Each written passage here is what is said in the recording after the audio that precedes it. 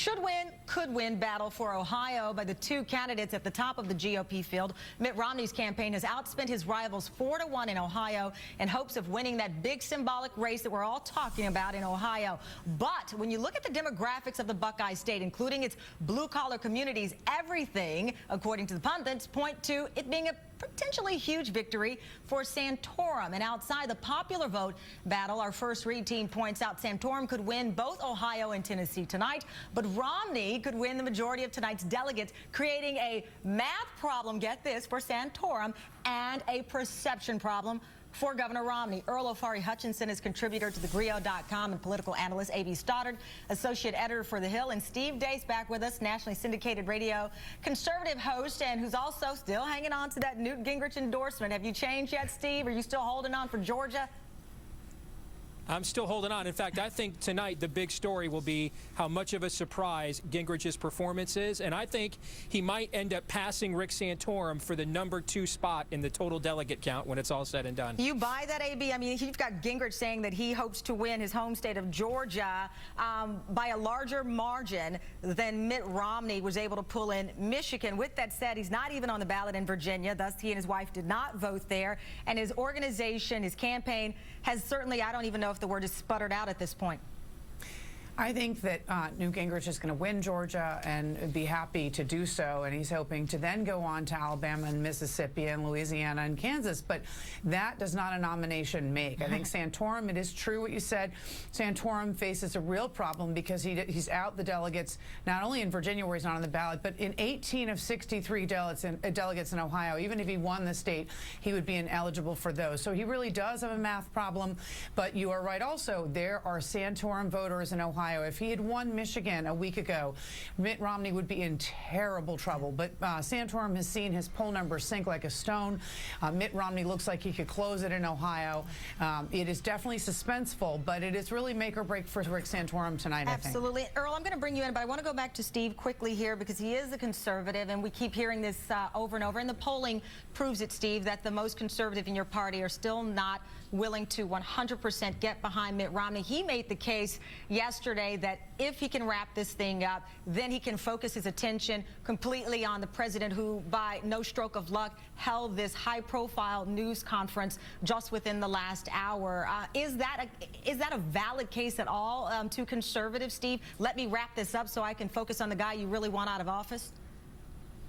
No, I think conservatives are at the point now where they frankly loathe the Republican Party establishment as much, or if not more in some cases, than the Democrats. At least the Democrats are honest about not liking them or agreeing with them.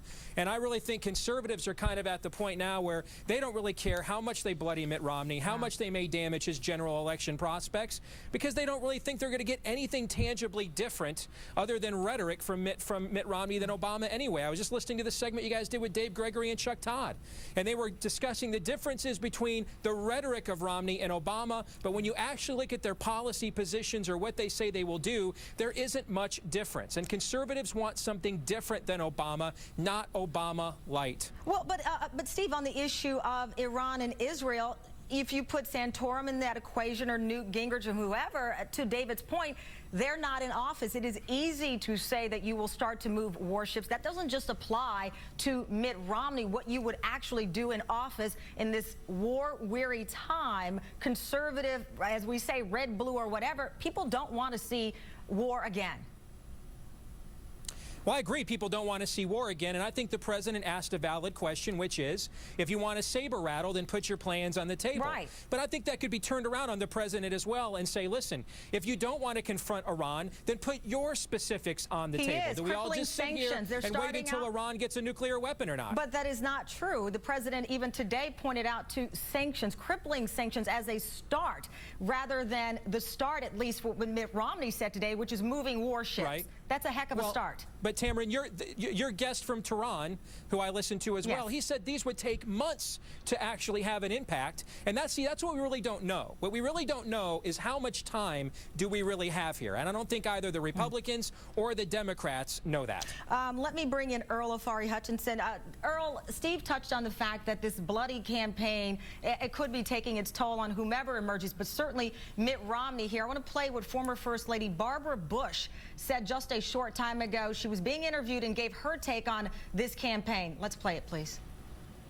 It's been, I think, the worst campaign I've ever seen in my life. I just hate it. I hate the fact that people think compromise is a dirty word. She was at SMU University, Southern Methodist University in Dallas, Texas. But, Earl, the conservatives and the Republicans believe it's the worst because the guy who might emerge as their guy, the one they've got to stand with, the one Steve will be defending in a couple of months if he gets the nomination, is Mitt Romney. And so much has been exposed, including, again, this issue that won't stop following him, his backing of an individual mandate in insurance coverage. Well, yeah, we've heard that over and over again, that this primary is drug on and drug on and drug on, and the caucuses too, and that at the end of the day, the GOP nominee, whoever that may be, and I happen to think it will be Mitt Romney, will be blooded to the point where by the time we get to the general election, it will be almost over. It will be a walkover for President Obama. I never bought that. I think just the opposite. I've said all along, if anything, it strengthens Mitt Romney and or Santorum or Gingrich or Ron Paul, but primarily Romney, because three things have happened. Number one, it's kept it going, and that's actually, in a sense, been an advantage, because now all the issues, really, the hit pieces that the Democratic Party and, of course, President Obama would hit Mitt Romney with, they've already been put on the table, or most of them. The public has heard much of that already, and we can go down the litany of things and charges against Mitt Romney, but they've already been laid out there, and Romney has parried them pretty much, and he's been pretty averse at that. I think the second thing is money and organization. Ultimately, that trumps everything, and certainly Romney has both. Then I think a third thing, too, public exposure. It never hurts, because when the more public exposure Mitt Romney gets during this prolonged primary / caucus campaign, actually I think is advantageous to him. It keeps him in public view.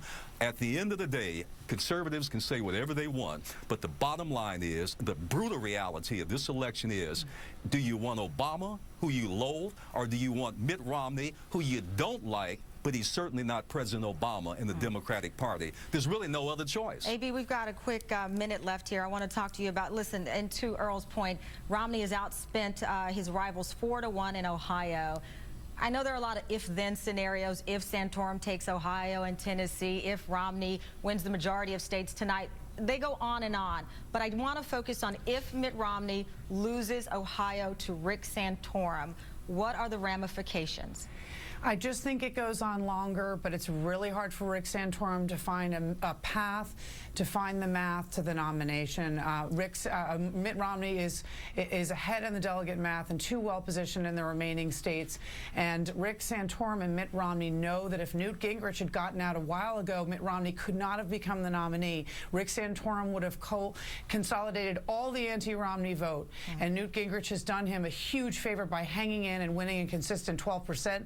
And that is really going to help Mitt Romney tonight as well. All right. And Steve, I would ask you on what headline you're watching for, but you already told me we'll be talking about the rise of the South with Newt Gingrich tomorrow morning. I'll see if your headline is right. Thank you, friend. I really appreciate you coming on, Steve.